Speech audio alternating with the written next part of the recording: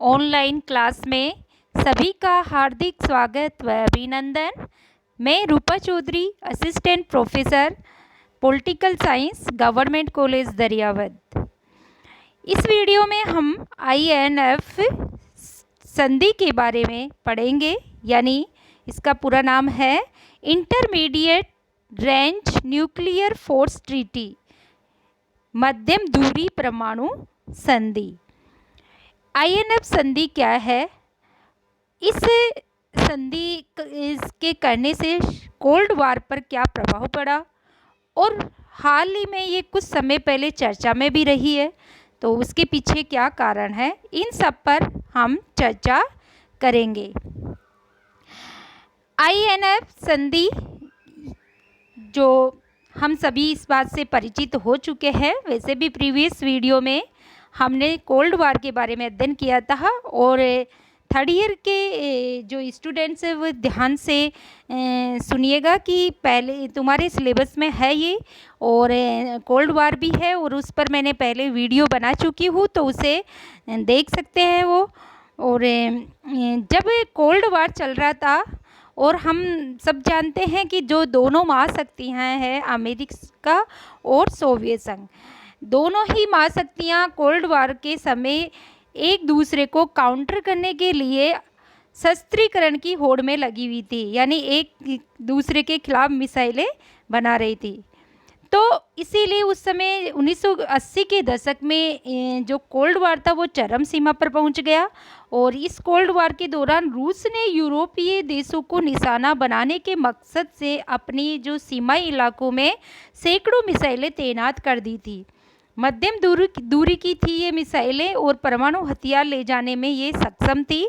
तो इसी वजह से जब कोल्ड वार चरम सीमा पर पहुंचा तो 1987 में शीत युद्ध की स्थिति को कम करने या नम करने, ख़त्म करने के लिए अमेरिका के तत्कालीन राष्ट्रपति रोनाल्ड रीगन और सोवियत नेता मिखाइल गोर्बाचेव ने एक संधि की थी।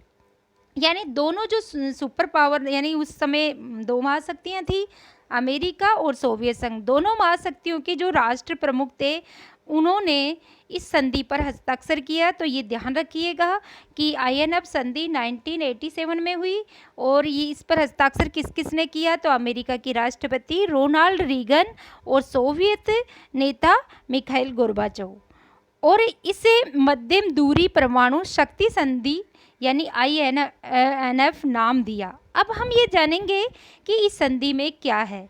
तो यह संधि इन दोनों देशों को जमीन से मार करने वाली ऐसी मिसाइलें बनाने से रोकती है जो परमाणु हथियारों को ले जाने में सक्षम है। ध्यान रखिएगा, इस संधि में केवल जमीन से मार करने वाली मिसाइलों पर रोक लगाई है, हवा और समुद्र में प्रक्षेपित की जाने वाली मिसाइलों पर नहीं रोक लगाई गई है। और ये भी कहा है कि जिनकी मारक क्षमता 500 से लेकर के 5500 किलोमीटर तक हो। तो INF संधि से क्या प्रभाव पड़ा उस समय, तो इस संधि से पश्चिम देशों पर सोवियत संघ के परमाणु हमले का खतरा कम हो गया था। दूसरा, शीत युद्ध के दौरान हुए इस INF संधि का जो ऐतिहासिक नतीजा यह आया सामने कि इसके तहत 2700 मिसाइलों के साथ ही उनके लॉन्चर भी नष्ट कर दिए गए थे, मतलब दोनों ही महाशक्तियों के इसमें शामिल है। इसके तहत हवा और समुद्र से प्रक्षेपित की जाने वाली मिसाइलों को प्रतिबंधित नहीं किया गया, यानी INF संधि केवल जमीन से जमीन की ओर मार करने वाली मिसाइलों पर रोक लगाते हैं, हवा और समुद्र से प्रक्षेपित की जाने वाली मिसाइलों को इसमें प्रतिबंधित नहीं किया गया। अब ये कुछ समय पहले चर्चा में भी रही है, तो इसका भी अब हमें जिक्र करना होगा कि अमेरिका ने रूस के साथ जो INF संधि अमेरिका और रूस के बीच ही हुई है, तो अमेरिका ने अभी कुछ समय पहले इस संधि से अपने को अलग करने की घोषणा कर दी। और कब?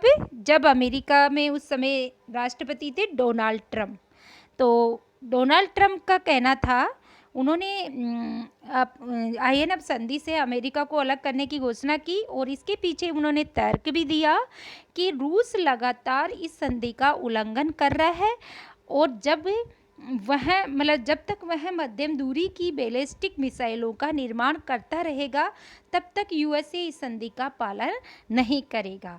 तो इसलिए अमेरिका ने इस संधि से बाहर हो गया, तो रूस ने भी इसके पीछे यही तर्क दिया, जब अमेरिका बाहर हो रहा है तो रूस भी इस संधि से बाहर हो गया। तो एक तरह से वर्तमान में इस संधि का कोई भी महत्व नहीं है, ये ख़त्म हो गई।